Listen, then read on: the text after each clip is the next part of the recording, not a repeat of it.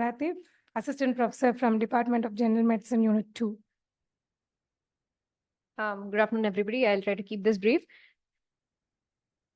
I'll be appraising a randomized control trial in nephrology.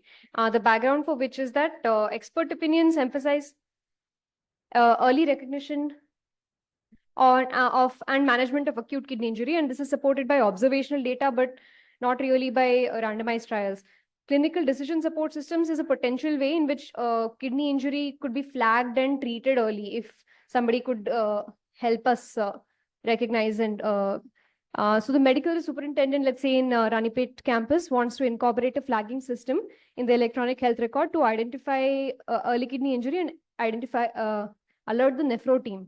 Now, the nephro team is trying to decide if this will improve patient outcomes or will it take time and resources away from other patients. So for this, we look at this randomized control trial, early individualized recommendations for hospitalized patients with acute kidney injury, and we'll use the CASP checklist for RCTs. So first section of this is the basic study design valid for an RCT? And here we look at whether the study addresses a clearly formulated research question in terms of population intervention, comparator, and outcome. So we look at hospitalized adults who have developed AKI. The intervention here is a structured AKI recommendation from study physician and pharmacist. Control here is usual care. Primary outcome is the composite outcome of progression of kidney injury, receipt of dialysis, and death within 14 days. Secondary outcomes are all of these individually, and it also looks at the percentage of recommendations that were followed, and time follow-up is 14 days. So we'll just look at the population. These are hospitalized adults with AKI based on the KDIGO creatinine criteria. So that's 50% rise in creatinine 1 week or 0.3 rise in a 48-hour period.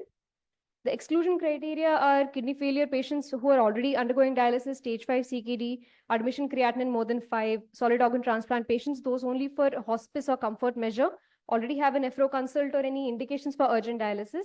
And the intervention is a personalized recommendation from a dedicated kidney action team, which includes a physician and a pharmacist. So the parts of the intervention is identification of the kidney injury, which is done by a computer based on the KDIGO criteria.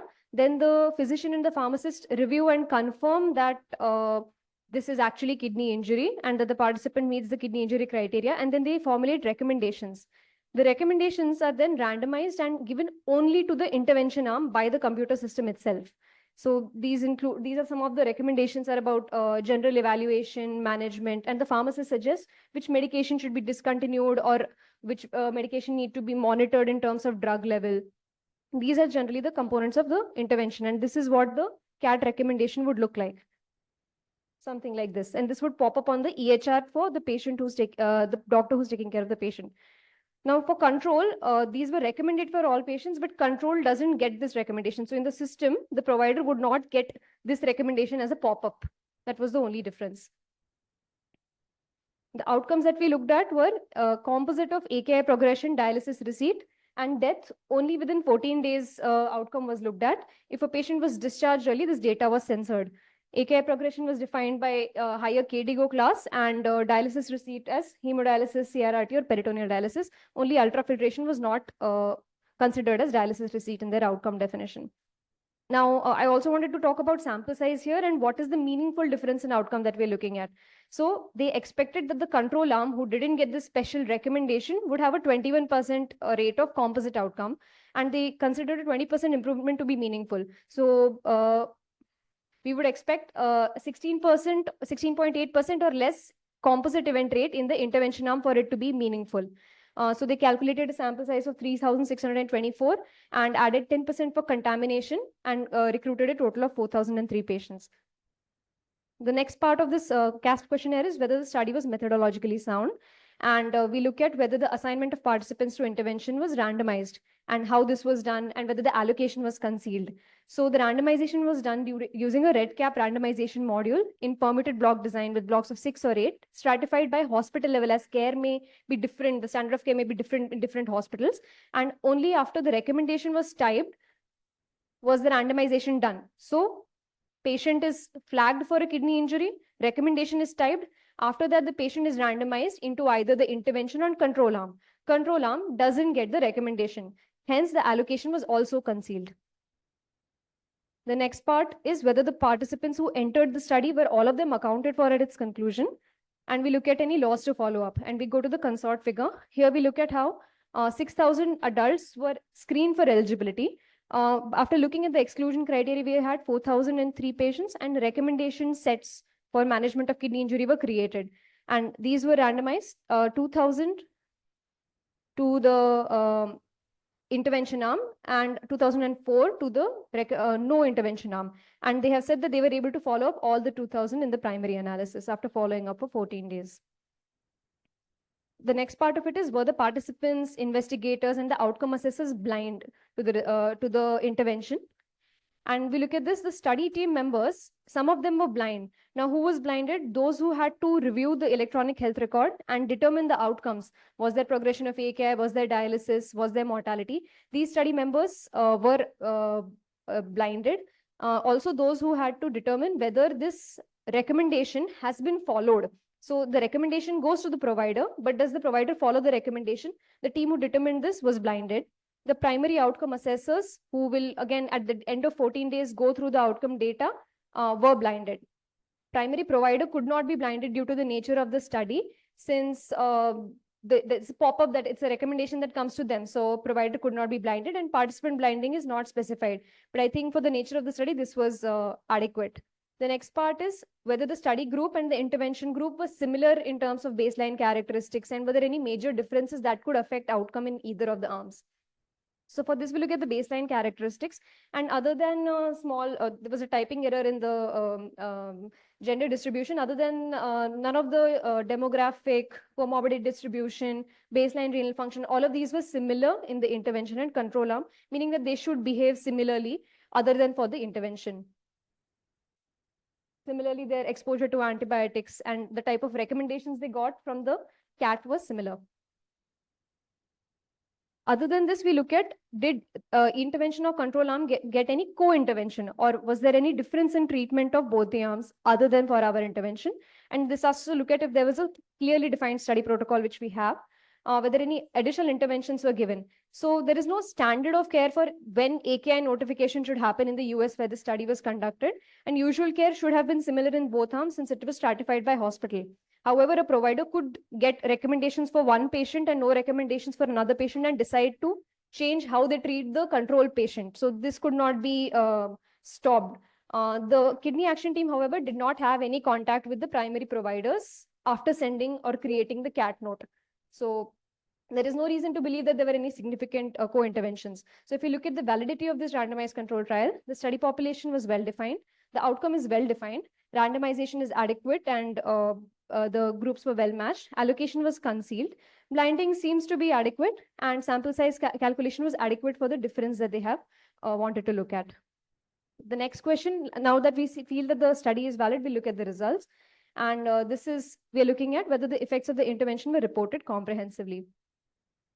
And if we look at this table, here we have on top the primary outcome, which is a composite of progression of AKI, mortality at 14 days, and dialysis. And here 19.8% of patients in the intervention arm and 18.4% in the control arm had the outcome. And the percent difference is 1.4, and the confidence interval, 95% confidence interval could range anywhere from -1.1 to 3.8, suggesting that there is no difference between the two. Interestingly, if you look at the proportion of recommendations,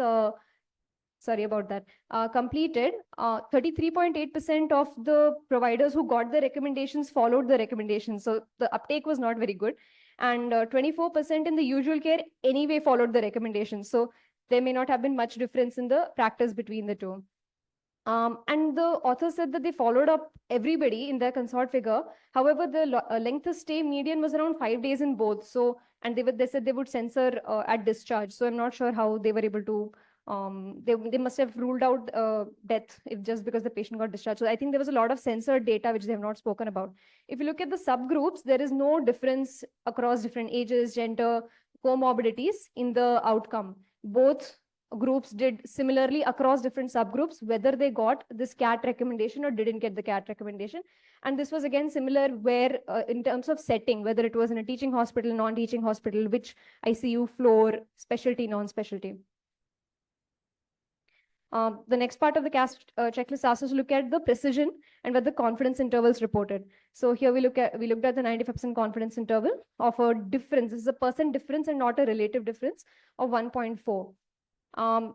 We consider whether the benefit of this intervention, which is the CAT recommendation or notification and a specialist recommends treatment, whether this outweighs the harms and costs. So here the estimated difference could range from either 1.1% less to 3.8% more composite outcomes in the arm that received the intervention. So there is no benefit or harm that we can conclude. And our primary and secondary outcomes are harms, which is the second part of this sub-question for this part of the CAS checklist. The authors did not undertake a cost-effectiveness analysis and how much these physicians and pharmacists needed to be paid additionally, we don't know. Something interesting is the provider feedback via anonymous survey about whether they found the recommendation helpful. So actually, a lot of them found it helpful in the sense that it helped them recognize kidney injury early. Medication recommendations were found to be helpful. However, if we remember the primary table, only 33.8% actually followed the recommendations. The last part of this is, will the results help locally? We consider whether these participants in this setting is similar to ours so that we can apply these results here. So we look at whether the participants are similar to the people in our care, and yes, whether there are any differences between our population and study participants. The setting might make a difference, maybe in a secondary hospital or somewhere, maybe where expertise is less, a CAT recommendation may be more helpful compared to usual care. The outcomes are important to our population, as AKI progression, mortality, early mortality are important to our population. But I would also have liked to look at cost analysis and how this intervention would perform in a low middle income country or his hospital with less providers with expertise.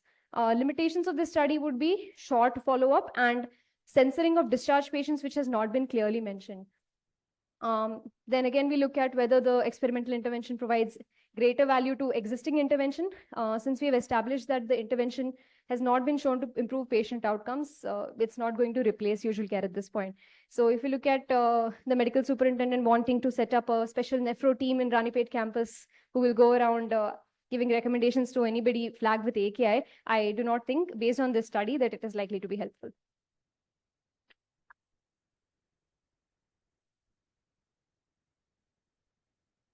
Thank you. Thank you, Dr. Jahnavi. What an excellent discussion we had, and appraisal of a randomized